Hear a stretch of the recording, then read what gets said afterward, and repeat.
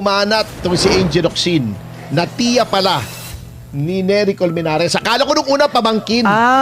Pero tiya siya. pala. Oo. Matanda siya sa dugo, mas bata siya sa edad. Napaka-ipokrito eh. Grabe itong mga taong to, sila lang ang tama. Mga maanghang na pahayag ni Angel Locsin laban kay Senador Robin Padilla, inalmahan ng mga netizens at ng kilalang abogado na si Attorney Ferdinand Topacio. Ayon pa sa abogado, ay napaka-ipokrita ng aktres na si Angel Locsin na kilalang taga-suporta ng mga rebelde o makaliwang grupo na kamag-anak ni Nery Colmenares ng Bayan Muna na alam ng karamihan na parte ng rebuilding grupo. Narito ang maanghang na pahayag ni Angel Locsin laban kay Senador Robin Padilla na umani ng samot-saring reaksyon sa social media. Noong mga panahong magkasama tayo, madalas mong ikwento yung panahon na namumundo ka at nag-armas para ipaglaban ang bayan. Sabi mo pa nga, dinadalaw ka ng ex mo sa bundok. Sa statement mo na to, kahit papaano natuwa akong makita ulit yung dating Robin Padilla na nakilala ko. At least honest ka ngayon, kuya. Ang tanong ko lang, nasan ka nung panahong nire-red tag ako kahit alam mong hindi totoo? Actually, kasama mo pa nga at katsikahan yung mga nangre-red tag, nang hugas kamay at pumikit sa katotohanan. Isa sa pinakamalaking dahilan kung bakit ka binoto ng maraming Pilipino ay dahil inaasahan nilang magiging matapang kang boses para sa mga kapatid nating Muslim. Pero bakit parang mas ipinaglalaban mo pa si Kibuloy? Naniniwala ka pa talaga na siya ang appointed son of God? Isa ka sa pinakamakabayang taong nakilala. Ikaw si Andres Bonifacio.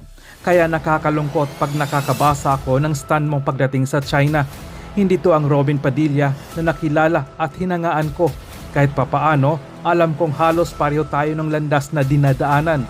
Galing sa hirap, nagtrabaho ng maaga, tinangkilik at nagpasaya ng mga tao. Ang utang na loob natin ay sa ating Diyos at sa lahat ng Pilipino, hindi lamang sa isang tao. Tama na kuya, gising na, hindi pa huli ang lahat. Umanat itong si Angel Locsin na tiya pala ni Nery Colmenares. Akala ko nung una pamangkin. Pero tiya pala. Oo. Matanda siya sa dugo, mas bata siya sa edad. Yon. May mga ganun eh. Opo. Yun. Ngayon, sabi niya kasi, binatikos niya si Robin Padilla. Sabi niya parang, ano nangyari sa'yo? Di ba dati namundo ka pa para ipaglaban ng bayan? Pagkatapos, ngayon, nung nire-red tag daw si Angel, tahimik daw si Robin. At parang nagpagtsikahan pa sa mga nagre-red tag. Pagkatapos, bakit daw pinagtatanggol ni Robin si Pastor Kibuloy? Muslim siya. Ano naman kinalaman noon? Di ba? Sariling desisyon niya yun. Parang nanunumbat pa. Opo. Na kasi hindi nga sang-ayon si Robin sa paniniwala ni Angel Locsin.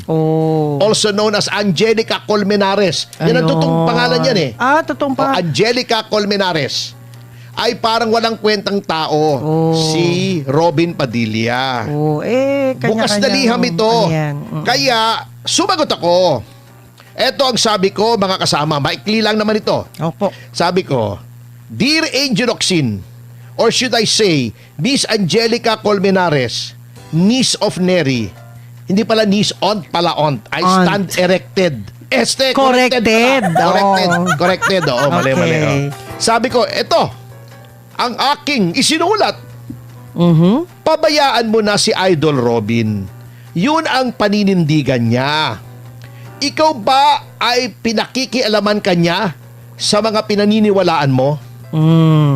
Isinumbat mo pang magkasama kayo dati. Kaya nga dapat nagalangin mo siya dahil may pinagsamahan kayo. Yun. Bakit ba kayo kasing mga dilaw, pinklawan, o kung ano man ang kulay mo? Ay may problema kayon lagi sa mga ibang opinyon. Na para bagang kapag hindi sang-ayon sa inyo ay wala ng kwenta. Iyang pagiging sanctimonious ninyo ang dahilan kung bakit kayo kinamumuhian ng majority ng ating mga kababayan. Ipinamukha mo pa na dating namundok siya upang ipaglaban ng bayan, ngunit tila nag-ibaba ang pananaw niya. Ganun po talaga. People change. Parang tayo, tumaba na pareho. Pero at least ikaw, maganda ka pa rin. Oo, di ba? Yan. O, pinuli ko naman siya, no? Si Darna ka pa rin. Mm-mm. At ano namang kinalaman ng pagiging Muslim niya sa pagtatanggol niya kay Pastor Kibuloy? Kung sa tingin niya ay biktima ito ng injustice. Wala ba sa Quran na dapat ipagtanggol ang naapi? In poor taste po ang pagdawit nyo sa kanyang pananampalataya. Dapat laging in good taste po kayo. Parang Arce Dairy Ice Cream, lalo na yung mantikado flavor. Kayo nga palagi kayong pinagtatanggol ni Canary. Although hanggang salita lang yon. Ang hilig manghamon noon sa akin sa Department of Justice. Sa labas daw kami. Pero noong nag-call ako, biglang nawala. Naligaw ng pinto. Ibinoto si Bino ng mga taong bayan sapagkat tunay na tao siya. Yan ang Robin na kilala at hinangaan namin. Hindi plastic. Tulad ng iba sa inyo na ang ekspresyon ng pagmamahal kuno sa bayan ay ang pagbibigay ng dole-outs tuwing birthday. Tinatratong parang busabo sa mga tao na napipilitang mag-agawan sa kakaunting ayuda ninyo. Hilig pang i-flex sa SOCMED yung pagtulong. Iyo. Ayun, may namatay tuloy. Nakakalungkot. Opo. Maaring mahal mo ang bayang Pilipinas. Si Robin sigurado ako sa pagiging makabayan niya.